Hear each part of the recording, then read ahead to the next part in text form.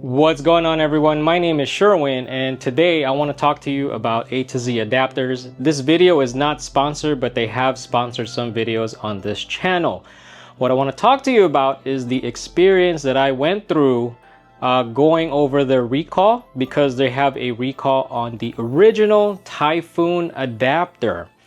Now, the first products that I purchased on my own from them is back when I had the Rivian R1T, my first EV with CCS, charging port, and J1772. So I needed something because at home, my charging solution is the Tesla wall connector, which is NACS. So I can't charge my previous Rivian and this Rivian at home without an adapter. So I looked into it. I talked to friends on X, and they said, go check out A2Z EV. And I went ahead and purchased, they had a combo charger. So what I bought is the Stellar. So this is what I use at home, where you put in on one side the Tesla wall connector and it comes out as J1772. I've done videos on these adapters before, so if you haven't checked them out, please go check it out. And it's comboed with this. This is the original Typhoon adapter, and this is what they have a recall on. This is for superchargers, DC fast chargers, and not AC. So DC is the one that you go in the public. That's DC right there. So on one side you put in the Tesla supercharger and it comes out as CCS. Now this is the recall, and let me read to you what they said on the website and why they are having a recall. I'm gonna have the link to the page that explains what the recall is all about, but they said, we've received feedback from Tesla suggesting alleged concerns regarding the locking mechanism and surface temperature. We provided Tesla with multiple internal and external testings and reports, but a mutual agreement could not be reached. No safety has been reported whatsoever. So in abundance of caution, they pretty much just said, you know what, we're just gonna recall it. And they released the Typhoon Pro. So this is the Non-Pro and this is the Pro.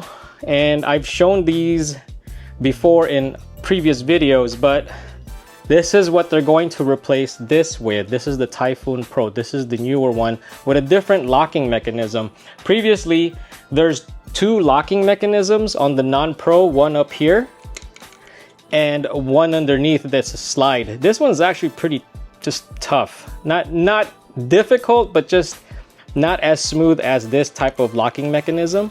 So they replaced that locking mechanism with a locking mechanism up here, just this. Now this has two levels where if you press down once, well, press down halfway, this guy moves up.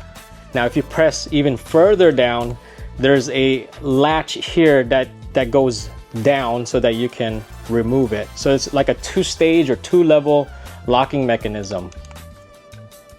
It is larger and heavier, but I think it's designed a lot better. Now Rivian did send out their own official adapter. This is what it is.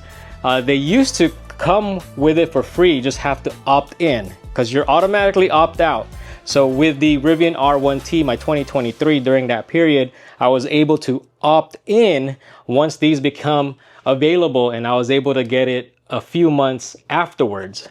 So this is what the official Rivian adapter, that's what it looks like.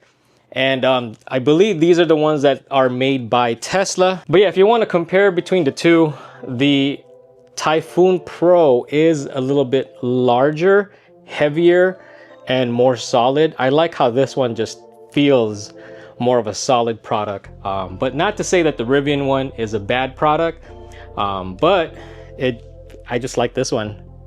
I usually just use this, but I have this as a spare. I wanted to share with you like the timelines of the recall and the process and everything. So the purchase date that is affected is November 16th, 2023 to June 20, 2024. They no longer sell the Non-Pro Typhoon adapter. They only sell the Typhoon Pro. So if you have the Typhoon Pro, don't worry about the recall. It doesn't affect that product.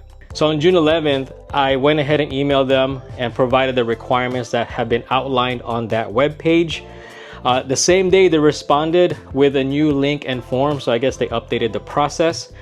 And in July 13th, my request was submitted. July 28th, the request was approved and they sent out a replacement unit. August 5th is when the replacement unit came in. And that's pretty much it. But I am gonna reach out to see if they want it back. Otherwise, we have like a electronics recycling facility. So other companies have reached out for me to do reviews and videos on their adapters, but I've just been really comfortable with using A2Z products. That's all I'm gonna use for now. Adapters are pretty important because you don't want them to be low quality or anything like that, because it could mess up your car. So that's why I haven't really done any videos from other manufacturers. It's just I've been happy with A2Z, and at the moment that's all I'm going to be using. Now if you do have a 2026 or newer from maybe Rivian, maybe Kia, Hyundai, they now natively come with NACS ports. So these adapters you're not gonna need. Actually, you can't use these adapters.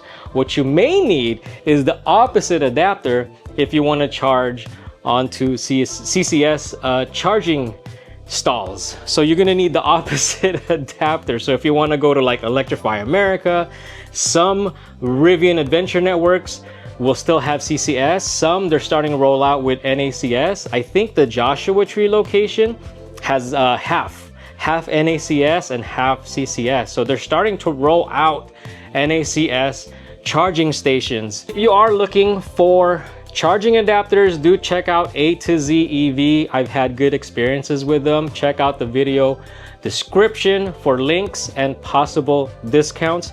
But that's it for this video. Thank you for watching. If you liked the video, please like. If you haven't subscribed, please subscribe, and I will see you on the next one.